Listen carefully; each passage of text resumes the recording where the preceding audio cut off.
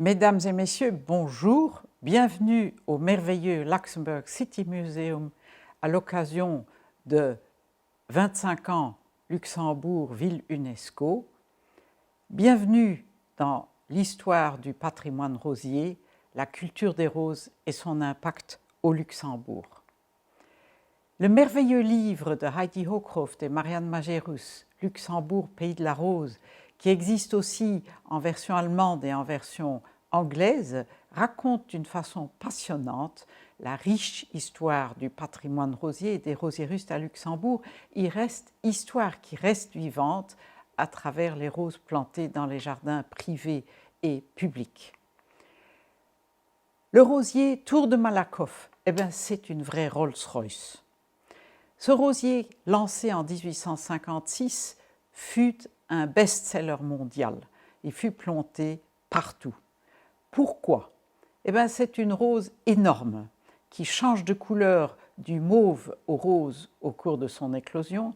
Elle a un parfum sensationnel. C'est vraiment la reine des fleurs. Et si encore aujourd'hui, vous parlez à un amateur, que ce soit en Nouvelle-Zélande ou au Canada, de la tour de Malakoff, il vous dira « Ben oui, Souport et Notting à Luxembourg ». Comment se fait-il qu'au Luxembourg, il y ait 16 rues des Roses ou rond-point des Roses ou impasse des Roses et qu'en plus des rosieristes aient des rues à leur nom? Comment se fait-il? Eh bien, l'industrie rosière au Luxembourg au XIXe et au début du XXe siècle était très importante. Elle était mondialement connue.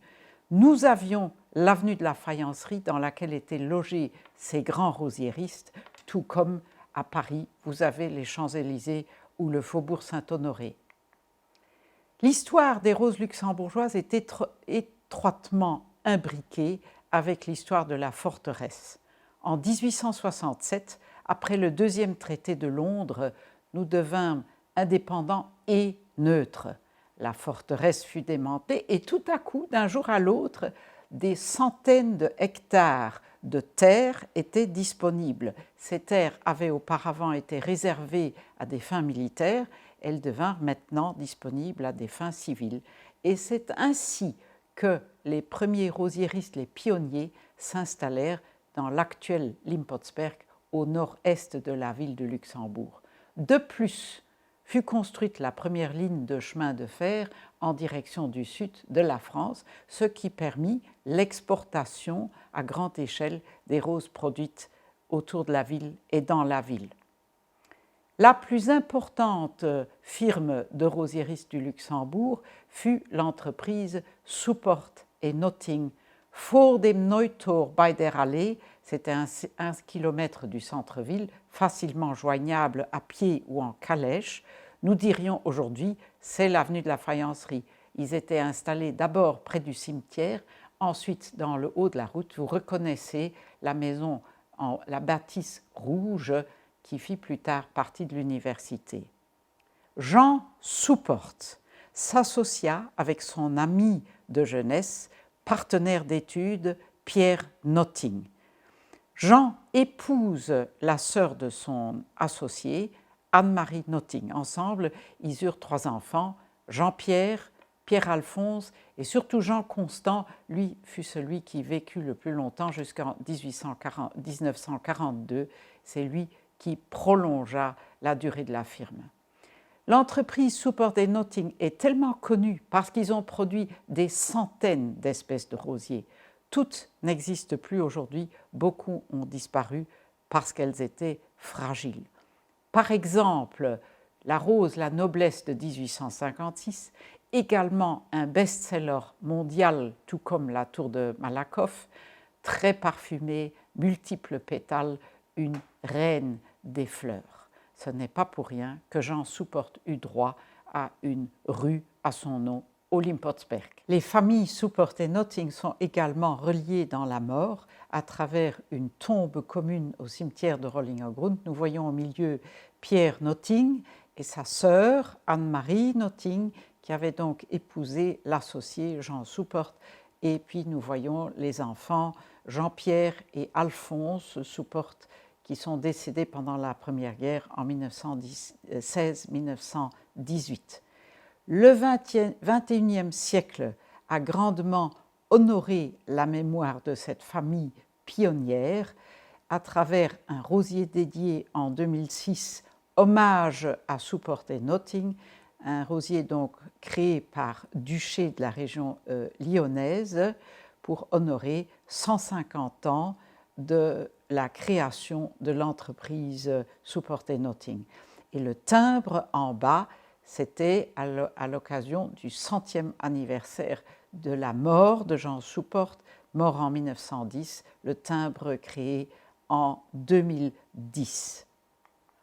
Une autre famille très importante de création rosicole, c'est la dynastie Kettenfrères, également au Limpotsberg, également avenue de la Faïencerie. Ils ont créé quand même autour de 100 espèces de roses. Ce n'est pas tout à fait autant que Souporte et Notting, mais c'est énorme quand même. Par exemple, le rosier cocarde jaune de 1933, un rosier thé qui change de façon très élégante du saumon au jaune. Chaque firme de rosiériste produisait chaque année un catalogue. Ici, nous voyons la version allemande, Rosenkatalogue, de 1895 à 1896. Et ça permettait donc de commander dans le monde entier des roses qui étaient envoyées dans le monde entier sous forme de racines nues. Evrard Ketten, le pionnier, a également eu droit à une rue au Limpotsberg. C'est amplement mérité. Vous voyez que dans sa publicité, il dit « les plus importantes cultures de rosiers au monde », pas de modestie, et c'est vrai, c'est mérité, c'était des firmes importantes. Aujourd'hui, on ne se représenterait plus en train de soigner les rosiers avec une pipe, mais à l'époque, c'était tout à fait normal. Ensuite, très grosse firme, Gehmen et Bourg. Eux n'ont créé que 5 nouvelles espèces de rosiers, dont le rosier Madi en 1925, un petit grimpant avec le bourgeon sous forme de bulbe. Non, eux étaient les champions de la multiplication de rosiers et de l'exportation. C'était le plus grand exportateur de rosiers au monde, je dis bien au monde. Sur la gravure de 1906, nous voyons l'entreprise horticole rosiériste Gehmen et Bourg, donc qui réunissait l'actuelle avenue Pasteur à droite avec l'actuelle avenue de la Faïencerie à gauche. Nous voyons les grandes serres, les plantes petites, fragiles, étaient cultivées dans des serres. Nous voyons que les serres sont chauffées, il sort de la fumée des cheminées. Puis nous voyons plusieurs bâtisses pour traiter les productions à envoyer dans le monde entier, et à droite la maison de l'administration qui existe encore aujourd'hui au 47 avenue Pasteur. Il était question de la démolir dans un contexte urbanistique. Il y eut un grand émoi, une grande presse, et puis la ville de Luxembourg a décidé de garder cette maison. Au-dessus de la porte d'entrée, il y a une plaque noire commémorative parce que Melchior Bourg a offert la maison à la ville de Luxembourg, qui, avec la mention qu'il fallait y occuper des enfants, ce fut pendant de longues années une crèche, une école gardienne. Moi-même, y suis allée à l'école gardienne. Comment se fait-il que Gehmen et Bourg était le plus grand exportateur de rosiers au monde? À travers la solution de la sous-traitance. Autour de la ville de Luxembourg, notamment dans la vallée de l'Alzette, il y avait de nombreuses petites sociétés familiales de culture de roses. Elles coopéraient avec les grands rosiéristes du Limpotsberg. C'était un excellent modèle économique. Les uns produisaient et les autres faisaient le marketing et la vente dans le monde entier. Par exemple, vous voyez la grosse caisse en bois très solide, elle servait à dispatcher les roses dans le monde entier et à porter le nom du Luxembourg au-delà des frontières avant l'invention de l'arbette, avant la place financière. Et tous ces rosiéristes baignaient dans un climat culturel centré sur les plantes et sur la rose depuis le XVIIIe siècle, car le célèbre Pierre-Joseph Redouté, né à Saint-Hubert dans le Luxembourg belge en 1759, porta l'image de la rose dans la région.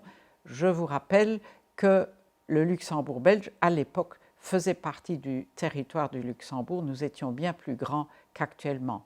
Redouté, appelé le Raphaël des fleurs, à travers ses dessins très élégants, très naturalistes, de centaines de plantes et de rosiers, fit carrière en France, notamment à Paris, à la cour de l'empereur Napoléon III et de l'impératrice Joséphine.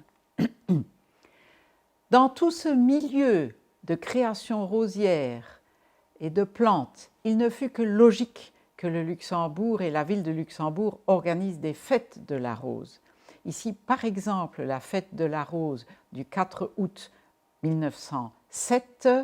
À Luxembourg, nous voyons le palais grand-ducal, la rue du marché aux herbes, la rue de la Reine, beaucoup de guirlandes, beaucoup de bouquets de roses, l'ambiance est festive, il y a beaucoup de monde, il fait beau temps, on s'abrite du soleil, tout le monde a les regards portés vers le palais grand-ducal et qui sait, peut-être le grand-duc Guillaume, sur le trône depuis 2 ans, depuis 1905, va peut-être venir saluer la foule sur le balcon, qui sait. Et le rosier Souvenir d'Anne-Marie de 1902 de Kettenfer nous éblouit à travers la texture extraordinaire des pétales, une texture comme du velours.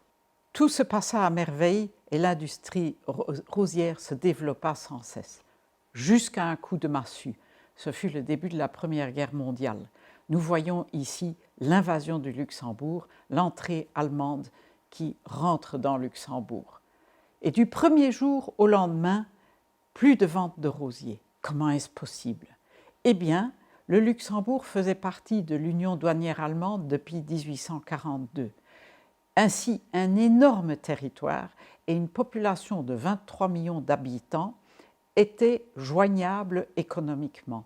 Le Luxembourg pouvait acheter et vendre de la marchandise sans tracasserie administrative, sans problème de douane, et cela facilitait le négoce et rendit riche le Luxembourg.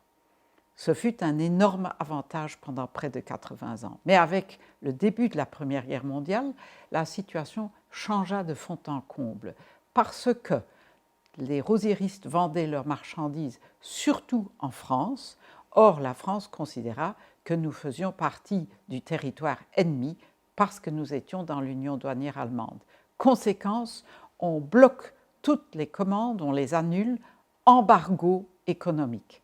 En plus, après la guerre, crise économique des années 1920, puis le phylloxéra qui détruisit toutes les cultures de vignes et de roses dans toute l'Europe, et dans les années 30, en plus, une production rosière concurrente aux États-Unis.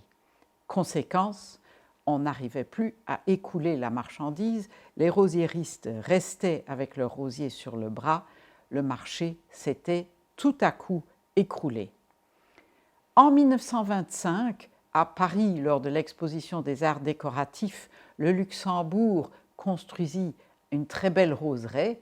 Vous voyez, c'est marqué « roseraie luxembourgeoise » dans un élégant pavillon très moderne à l'époque en style art déco élégant, mais cela ne pouvait pas masquer le fait que la réalité économique était une autre.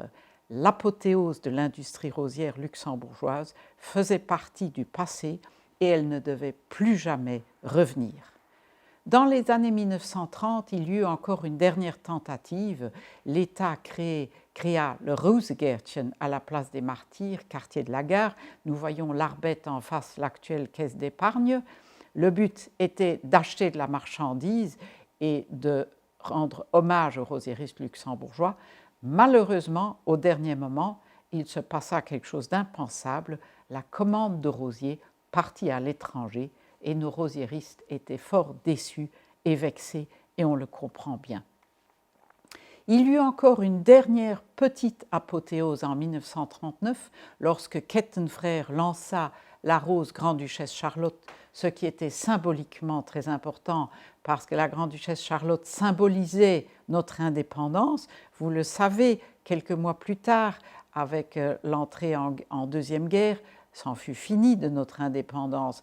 Et la rose grand-duchesse Charlotte fit carrière sur tous les continents parce qu'elle obtint tous les prix lors de concours. Et une toute dernière création de rose, en 1962, fut créée la rose Prince Henri par un amateur, Justin Cole, et la rose fut promue, commercialisée par M. Ali Reuter de Valfordange. Ce fut la dernière création de rose au Luxembourg. En 1950, il y eut encore les Journées de la rose organisées par la ville de Luxembourg, mais ce n'était que de la théorie, parce qu'en pratique, l'industrie rosière était à terre. Elle n'avait plus d'avenir.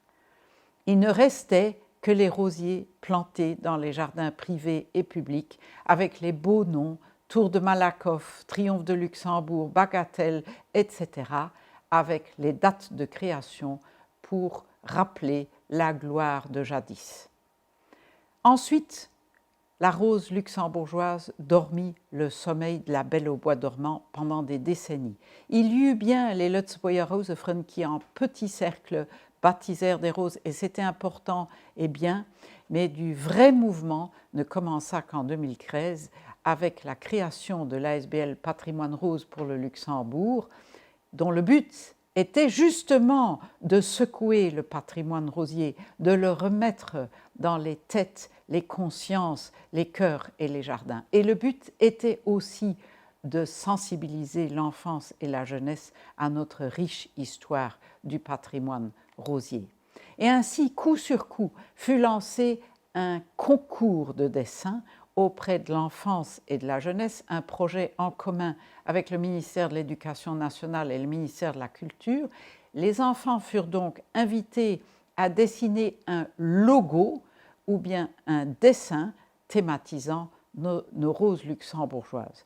Et à gauche, nous voyons la gagnante du concours, la plus jeune participante, la petite Raël, âgée de 9 ans à l'époque. Elle a fait un autoportrait. Elle se dessine dans la nature, dans un jardin de roses, en train d'arroser les rosiers.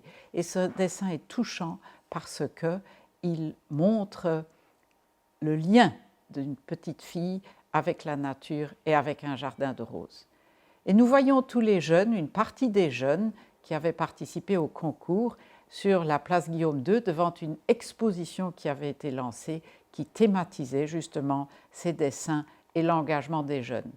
En 2016, donc, cette exposition en plein air sur 24 panneaux fut montrée pendant quelques mois au Knoedler, ensuite à Mersch au parc communal.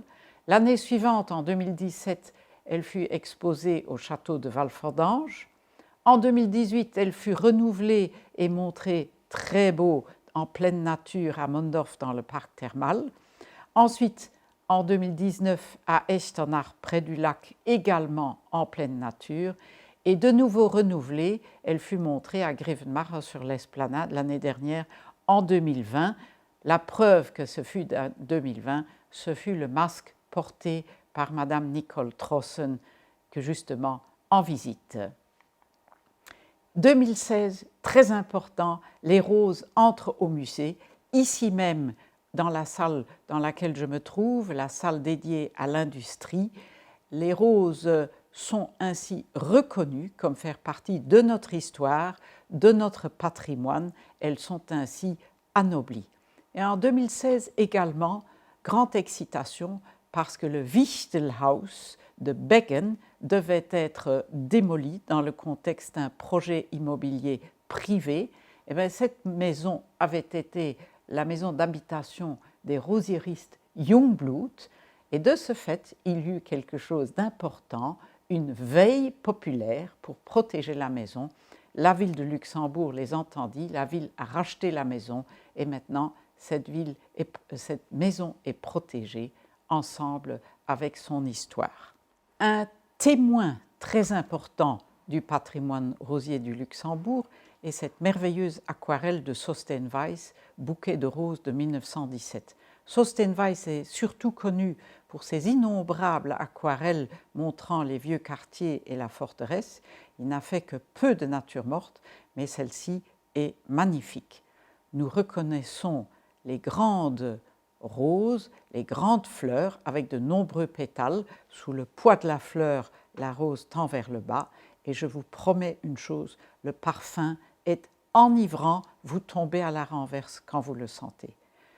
Notre ASBL Patrimoine Rose pour Luxembourg est très reconnaissante à la ville de Luxembourg qui nous a autorisé d'utiliser cette magnifique aquarelle comme messager du patrimoine rosier pour illustrer notre gamme d'objets associés à la rose, des objets biologiques naturels qu'on peut utiliser pour le ménage, pour la cosmétique, donc dans la salle de bain, et également pour déguster. Donc, le message rosier, les ambassadeurs du patrimoine rosier dans les intérieurs privés. Ensemble avec la Post et les Lutzeburger Rosefreunde a été produit le livre Dat aus Lützeburg dans une série. Ce tome illustre donc les roses luxembourgeoises à travers des très belles images et à travers des timbres originaux montrant des roses. Et puis cette série de 6 timbres montrant des images dont les noms de roses portent, les noms des roses sont ceux des souverains de la dynastie Nassau-Weilburg. Vous savez que nous avons eu 6 grands-ducs, grands-duchesses, grand-duc Adolphe, Marie-Adélaïde, grand-duchesse Charlotte, grand-duc Jean, grand-duc Henri, et en bas à droite, l'indépendance du Luxembourg, qui est étroitement liée à l'histoire de la dynastie. Malheureusement, le rosier grand-duc Guillaume n'a plus pu être trouvé. Il a probablement disparu parce que c'était un rosier fragile. Cette série de timbres en boîte autocollant est très pratique et très agréable à illustrer. Nous avons aussi les plateaux, dont le plateau avec le rosier Walfendange, selon une peinture de Johann de Kreem de 2019.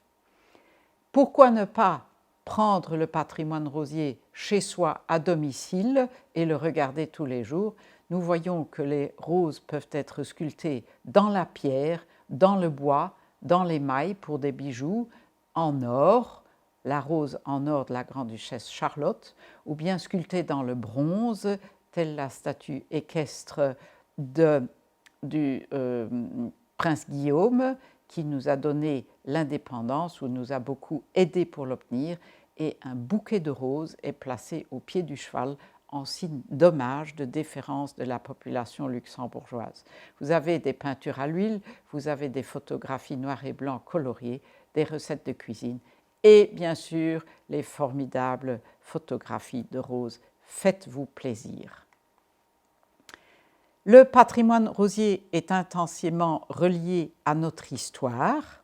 La bataille des Ardennes ou offensive Rundstedt a eu lieu sur territoire luxembourgeois. Je vous rappelle, elle a commencé le 16 décembre 1944. 70 ans plus tard, le 16 décembre 2014, eut lieu une grande cérémonie. Nous voyons les vétérans américains de l'époque, donc âgés maintenant en 2014, tous d'au moins 90 ans, reçus au palais grand-ducal le matin. Ensuite, l'après-midi, il y eut une belle cérémonie au cimetière militaire américain. Le grand-duc Henri dépose une gerbe en hommage aux morts de la bataille des Ardennes. Regardez-la, la gerbe est avec des roses rouges. Ensuite, les vétérans vont venir, chacun avec une rose blanche, déposer cette rose en hommage et en symbole de paix. À gauche, la gerbe du grand-duc avant le passage des vétérans américains. À droite, la même gerbe après le passage des vétérans. Les vétérans avaient piqué leur rose blanche dans la gerbe du grand-duc dans un élan de fraternité, de partage, de complicité et de souvenirs émus. Et en symbole de paix, ce fut un très grand moment symbolique. À côté, la gerbe indemne de l'ambassade des États-Unis à Luxembourg. Personne n'y avait piqué de rose. L'année suivante, le 8 mai 2015, là, on commémora 70 ans d'anniversaire de la fin de la Deuxième Guerre mondiale en Europe. Leurs Altesses royales, le Grand-Duc et la Grand-Duchesse, ont baptisé ce jour-là un rosier en hommage aux morts de la Deuxième Guerre sous le portrait de la Grand-Duchesse Charlotte. Et ce rosier est d'une robustesse incroyable. Il n'a pas peur du gel, il n'a pas peur des maladies. Il est idéal pour être planté dans des cimetières ou près de monuments aux morts. Il a été planté notamment sur le Kanonenheuvel près du mouvement du souvenir à Luxembourg avec une plaque commémorative, donc en hommage à nos morts, à l'occasion de la cérémonie commémorative du 70e anniversaire de la fin de la Seconde Guerre mondiale en Europe, le 8 mai 2015. Vous voyez, très symbolique. Et si nous parlons de nouvelles roses, nous voulons les planter. Et par exemple, elles sont plantées dans des roseraies publiques, par exemple au Kirchberg, devant la Banque européenne d'investissement, devant ce monument de patrimoine incroyable, la chaise, un monument de 8 mètres de haut. Les plates-bandes sont disposées selon une géométrie tenant compte de la chaise. Ensuite, une très belle roseraie près du château de Marmor, mairie de Marmor. Très beau aussi le château médiéval de Mersch, un endroit très idyllique, très clos, dans des murailles closes. Magnifique le parc thermal de Mondorf, microclimat au-dessus de la Gander. C'est une roseraie en pente avec un climat le plus doux. C'est presque la Riviera du Luxembourg. Et puis une très belle roseraie publique aussi au château de Münzbach. Cette roseraie a été plantée par les Rosefren. Alors, pourquoi ne pas faire une excursion dans ces bijoux que sont ces roseraies? Nous le faisons chaque année. Par exemple, à Anzembourg, aussi une anthologie de patrimoine luxembourgeois, énorme château, énorme jardin monumental avec une de ces terrasses dédiées à une roseraie, dont le rosier Jardin d'Anzembourg, baptisé en 2017. Et pourquoi ne pas allier l'utile et l'agréable? On jouit des sens parce qu'on y déguste également de beaux choses, tout ensemble avec Slow Food Luxembourg. Et le plus extraordinaire de tous les jardins de roses, c'est celui des rondelles sur la promenade UNESCO. Une bonne quarantaine d'espèces de rosiers, des anciens, des modernes, sont avec une vue imprenable sur la rue Large, la forteresse, la vieille ville, le château du Bock, les Trois Tours, le Kirchberg, le plateau du Ram, donc fondus dans le paysage millénaire, dans le patrimoine urbain millénaire. Ce site est tellement extraordinaire parce que là où il y avait les canons lors de l'époque de la forteresse, fleurissent maintenant les roses, que nous en avons fait une série de 4 sets de tables. Et en 2017, fut inaugurée cette série de sets de tables par le ministre de la Culture de l'époque, M. Guy Arendt, ensemble avec M. Robert Philippard, le UNESCO Site Manager, et M. Knaaf des Ponts et Chaussées qui s'était occupé du site. Et nous voyons quel aspect lumineux peut prendre une table dressée si on met les 7 pour saluer les convives. Certaines communes ont une tradition rosière très importante. Par exemple, Valfordange. Nous avons vu tout à l'heure qu'il y avait le long de la vallée de l'Alzette de nombreuses petites sociétés familiales de rosiéristes qui travaillaient en commande pour les grands rosiéristes du Limpotsberg. Et ainsi, Valfordange faisait régulièrement une fête de la rose. Cette fête de la rose s'était endormie pendant quelques années et elle a été réveillée à une nouvelle vie en 2017. Et la rose Valfordange de 2019 y joue un grand rôle. Elle a été thématisée sur des tasses ainsi que sur un timbre dédié. Et qui serait étonné de savoir que Valfordange a plusieurs roseraies, celle du château de Valfordange, celle en face de la gare, celle du monument aux morts, etc.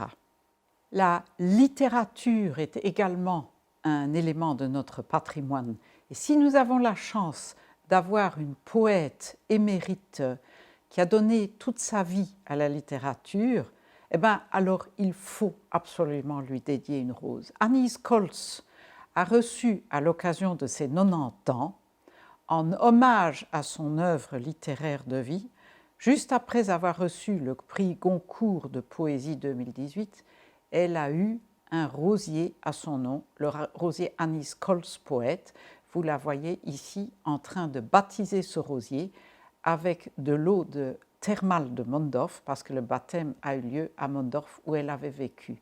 Le rosier est un petit grimpant, très florifère, très robuste, en excellente santé, un rosier idéal pour des débutants. Faites-vous plaisir. Une autre personnalité importante fut Anne Befort, décédée en 1962.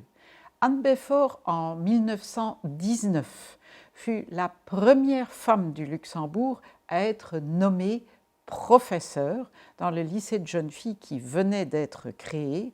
Elle a également créé le musée Victor Hugo à Vianden. Anne Befort a réussi quelque chose qui à l'époque était quasi impossible pour une femme, devenir professeure titulaire. Elle a eu droit donc 100 ans plus tard, en 2019, à un rosier à son nom. Il s'agit d'un petit grimpant rose saumon, très florifère, très parfumé, robuste, en bonne santé, et vous le voyez ici, qui est en train d'être baptisé avec de l'eau de l'Alzette, parce que la fête a eu lieu au parc Mansfeld à Clausen, où Anne Befort aimait à se tenir. Nous voyons Madame le bourgmestre en train de signer le brevet de baptême ensemble avec des membres de la famille. Si nous parlons de nouveaux rosiers, eh bien, nous parlons de stands de vente. Nous organisons chaque année une grande semaine de la rose avec un choix énorme en rosiers luxembourgeois. Nous sommes très reconnaissants à nos bénévoles qui nous aident pour le faire. Notre plus jeune bénévole est ici en train d'arroser les plantes. Il s'agit de M. Guy Demusre, 94 ans, à lui-même une pièce de patrimoine. Et en bas, nous voyons Mme Adrienne Lenz en train de converser avec un intéressé. Patrimoine, c'est aussi la ville de Luxembourg, qui a été créée en 1900. La ville de Luxembourg a été créée en 963. Eh bien, en 2013, ce fut son 1050e anniversaire. Chaque ville n'a pas ce privilège d'avoir une histoire aussi ancienne. Eh bien, cet anniversaire rond fut commémoré par une rose dédiée « Bonjour Luxembourg » en 2013. Nous voyons le bourgmestre de l'époque, M. Xavier Bettel, avec la ministre de Tourisme de l'époque, Françoise Setocrage, en train de baptiser ce rosier.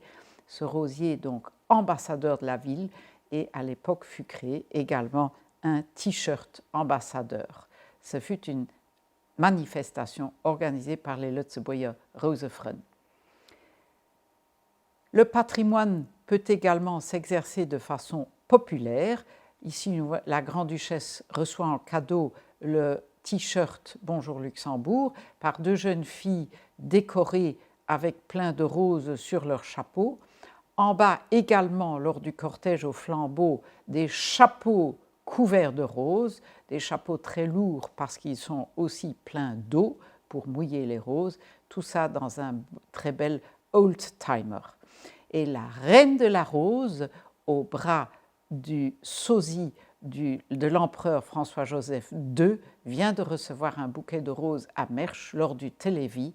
Elle venait d'être conduite avec un old-timer par Guy Müller. Et la reine de la rose, dans les affiches de Gemen et Bourg, jadis, portait aussi plein de roses sur la tête et dans son cortège. Nous sommes reconnaissants à la presse luxembourgeoise qui accompagne ce renouveau rosier depuis quelques années en publiant nos annonces, en faisant des reportages. Le patrimoine rosier pourra être sous peu consulté sur des fiches sur chaque rose et sur les différentes roseraies. Un livre à paraître, un livre classeur, Voyage à travers le patrimoine des roses luxembourgeoises, donc à nouveau dans le but de remettre le patrimoine rosier dans les esprits, les cœurs et les jardins. Mais la vraie Bible de l'histoire du patrimoine, eh ben, c'est le livre de Heidi Hocroft et Marianne Majerus, Luxembourg, Pays de la Rose, en version allemande et française, très intéressant, très beau à voir, passionnant. Merci d'avoir écouté.